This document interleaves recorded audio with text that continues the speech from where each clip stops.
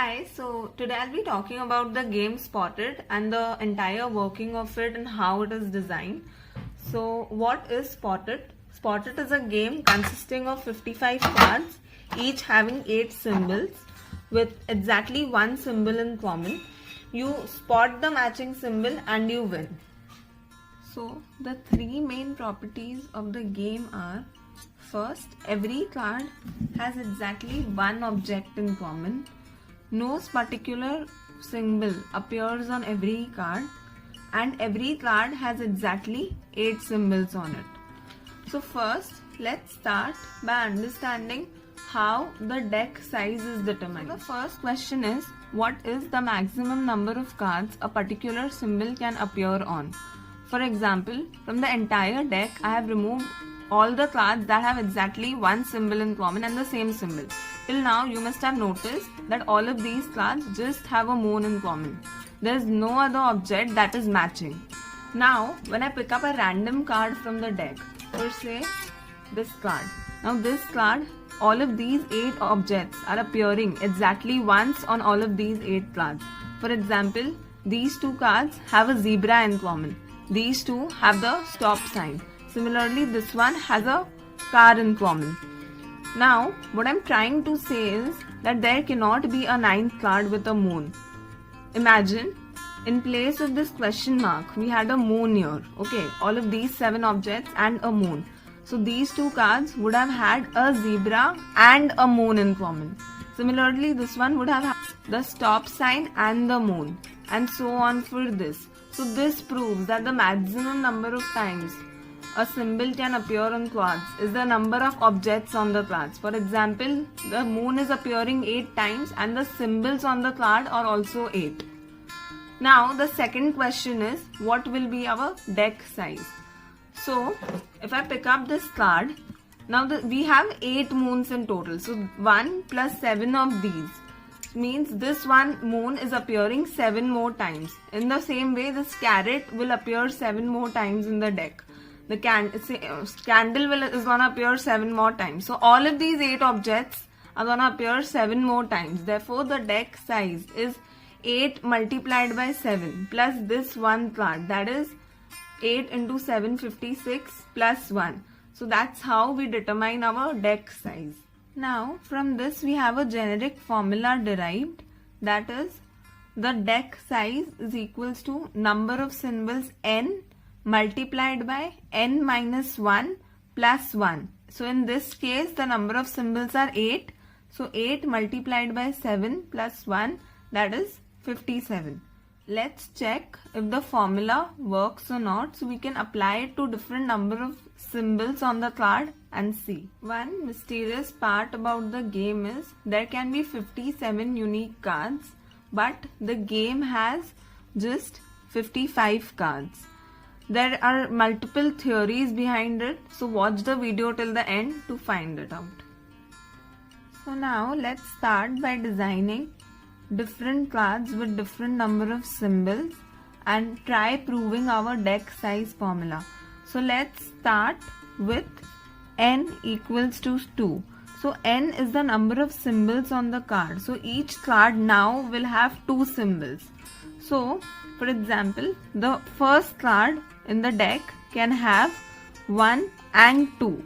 Like the symbol 1 and symbol 2. You can name these symbols anything. Like it can be a car, donkey, monkey, anything depending upon your designing. The second card can have 1, and since there should be only one thing common, it cannot have a 2. So it will now have a 3. As we said, the number of times a particular symbol can appear on a card is the number of symbols. So 1 has appeared twice. 2 hasn't appeared twice. So 2 is the next symbol, and even 3 has appeared just once. So now with 2 we will have 3. So these are the 3 unique cards and the 3 only cards that satisfy our condition.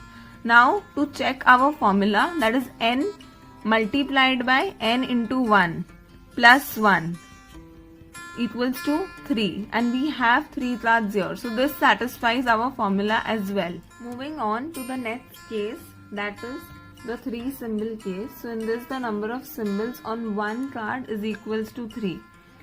So while designing, let's start.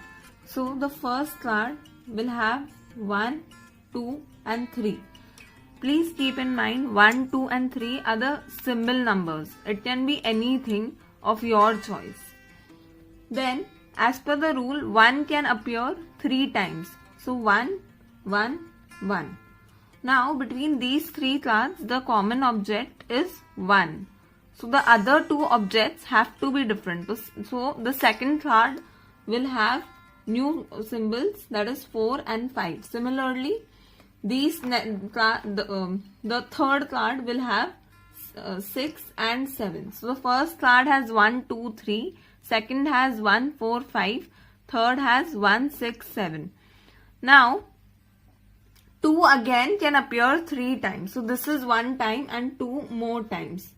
Similarly for 3 is gonna appear 2 more times. So 3, 3 and 3.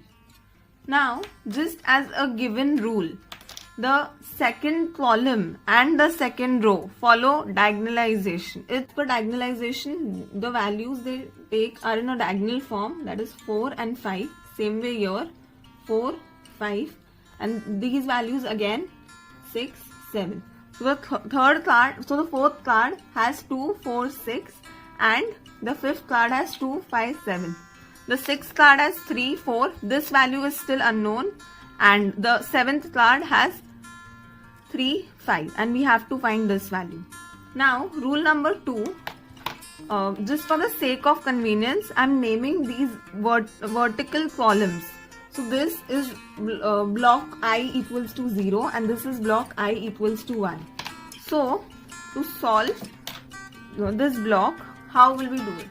So since this is I equals to 1, this 6 moves a step ahead. 1 step ahead because the block number is 1. So this 6 moves 1 step ahead and comes here. So the number this card will take, the first row of the last horizontal line will take is this position, that is 7. Again this number moves 1 step ahead. So it moves 1 step ahead and comes back here. So the second card of this last block will take this position and will have the number 6. You can see these are the 7 unique cards. Now to check our formula. As per the formula, the number of cards the deck can have is 3 multiplied by 2 plus 1, that is 7. And these are the 7 cards. You can have no other unique cards satisfying the condition of just exactly one object in common. Next case is the 4 symbol case. So this is how the grid will look like. Here n equals to 4, which means the number of objects on one card is equals to 4. So the first card will have 4 different objects, 1, 2, 3, 4. Now 1 can appear 3 more times, so 1, 1, 1. Now this is supposed to have new objects, so there will be 5, 6, 7. So the second card has 1, 5, 6, 7. Third card has 1, 8, 9, 10. And the fourth card has 1, 11, 12, 13. Now 2 can appear 3 more times. So 2, 2, 2. Similarly 3 will appear 3 more times. 3, 3, 3. And 4 is going to appear 3 more times. Then again for the same reasons, we number the columns. So in the same way, this becomes I equals to 0, this is I equals to 1 and this is I equals to 2. Now following the same pattern, this number takes a jump of the block number or the column number, that is 1. So 8 takes a jump of 1 step and comes here. This position will be taken by this card and the number here is 9. Similarly, this number takes a jump of 1 step and comes here. So it becomes 10. And 10 comes here and becomes 8. Same thing you follow for this block. These numbers will take a jump. So 9 takes a jump and comes here 10. 10 takes a jump and becomes 9. 8 moves ahead by 1 step and this becomes 8. And this 8 takes a jump and comes to 9. Now for the I equals to 2 case and the last column, the only difference is this number will now take a jump of 2 steps. So it takes a jump of 2 steps, 1, 2 and comes here. This position is taken by this card and the number following is 13. Again 1, 1, 2. So this card. So this number is 11. This one again takes a jump. So 1, 2. And then this is 12. Now again this number will take a jump of 2 steps. So 1, 2. And this will come over here, which is 12. This one, 1, 2. So 13. And this one is 1, 2, which is 11. You see that there's only one common object between these cards. Also, you read the cards horizontally. Like the first card has the symbol 1, 2, 3, 4. Second has 1, 5, 6, 7. The sixth card has 2, 6, 9, 12. Seventh has 2, 7, 10, 13. And so on. You read it horizontally. Also, to check the formula, as per the formula, n into n minus 1 plus 1 equals to 13. And here are our 13 unique cards. You cannot have a unique card beyond 13.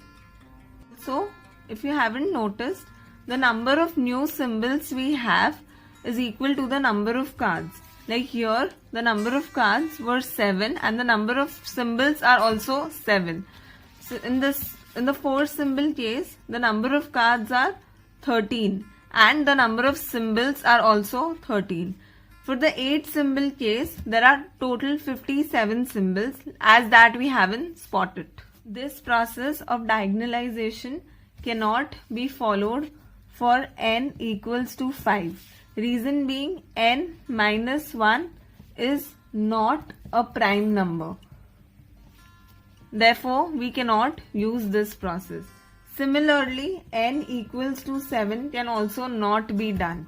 Again, for the same reason, n minus 1, that is 6, is not a prime number. And the remaining symbols, that is the 6 symbol case and the 8 symbol case, it's a little big to do on the paper, so I've done it on the Excel and I'm uploading the Excel file here so you can go through that.